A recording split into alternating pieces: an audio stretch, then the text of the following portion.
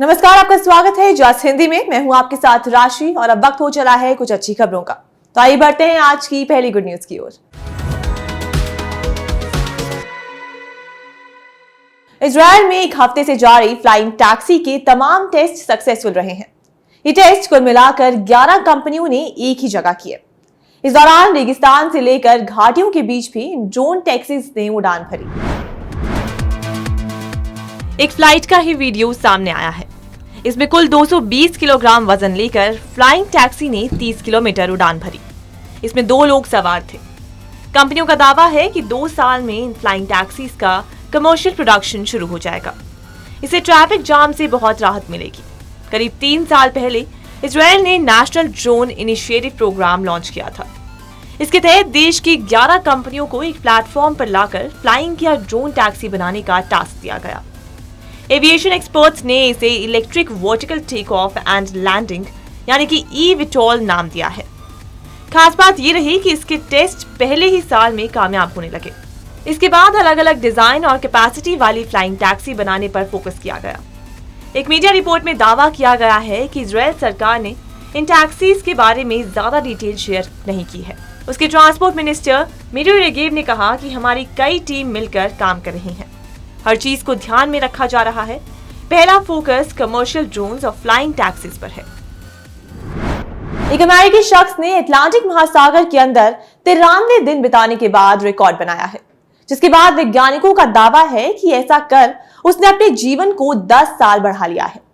Retired US navy officer Joseph Dituri Atlantic sea में 93 दिन बिताने के बाद वापस आ गए हैं।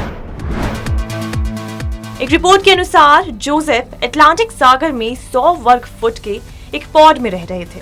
वो एक रिसर्च पर पानी के अंदर गए हुए थे। पानी में रहते रहते जोसेफ को जब 2 महीने बीत गए तो उन्हें इससे पहले पानी में बनाए वर्ल्ड रिकॉर्ड की जानकारी हुई, जिसके बाद जोसेफ ने रिकॉर्ड धारक के 73 दिनों के रिकॉर्ड को तोड़ दिया। रिपोर्ट के अनुसार डिटूरी पानी में मानव शरीर पर उच्च दबाव वाले वातावरण के प्रभावों का शोध करने के लिए गए थे।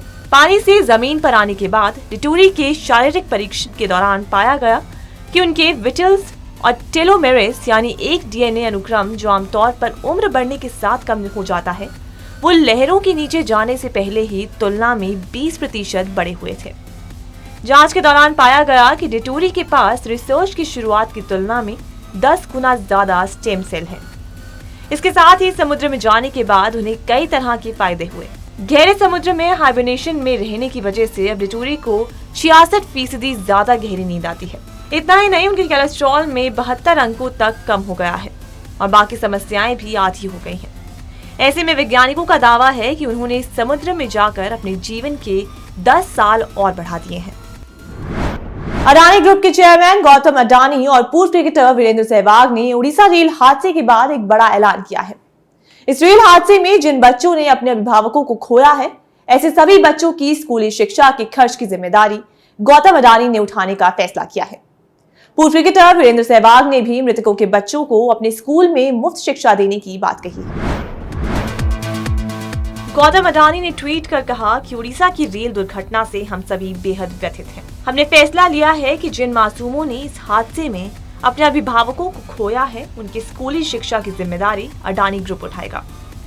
अडानी ने आगे कहा कि पीड़ितों एवं उनके परिजनों को संबल और बच्चों को बेहतर कल मिले, ये हम सभी की संयुक्त जिम्मेदारी है। 2 जून को उड़ीसा के बालासोर में हुए इस रेल हादसे में 275 लोगों की मौत हो गई। हादसे में 1175 लोग घायल हुए, जिनमें से 793 को इलाज के बाद डिस्चार्ज किया गया है। पूर्व क्रिकेटर वीरेंद्र सहवाग ने भी मृतकों के बच्चों को मुफ्त शिक्षा देने की बात कही। सहवाग ने ट्वीट कर लिखा कि ये तस्वीर हमें लंबे समय तक परेशान करेगी। दुख की इस घड़ी में मैं कम से कम इतना तो कर ही सकता हूँ कि इस दुखद हादसे में जान गंवाने वालों के बच्चों की पढ़ाई का ध्यान रखूं। मैं ऐसे बच्चों को सहवाग इंटरनेशनल स्कूल की बोर्डिंग सुविधा में मुफ्त शिक्षा देने की पेशकश करता हूँ।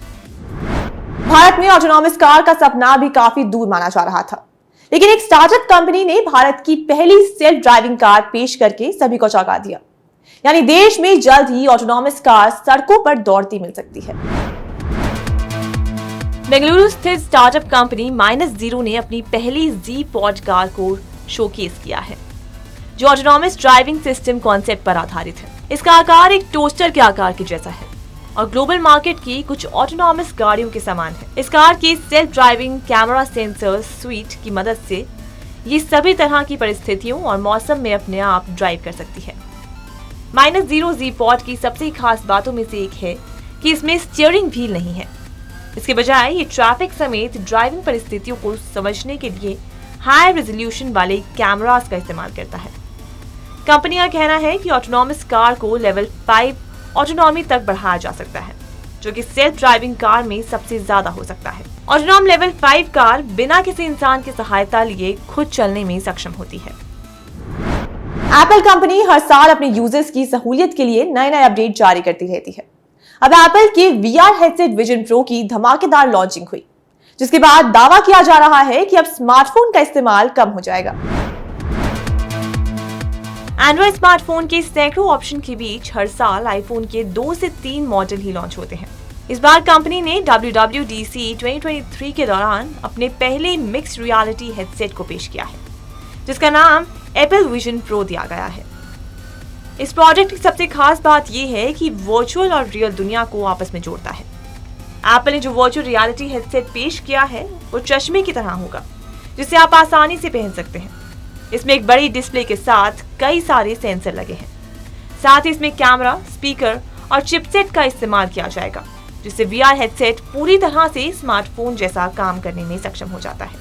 दावा किया जा रहा है कि एप्पल विजन प्रो आने वाले समय में लोगों के काम करने के तरीके को पूरी तरह से बदल देगा। एप्पल की माने तो मिक्स्ड रियलिटी हेडसेट आवाज से आंखों के इशारों से कंट्रोल हो सकेगा, यानी कि आप इस डिवाइस की मदद से अपनी आंखों के इशारे से आसपास की दुनिया एक हद तक कंट्रोल कर पाएंगे।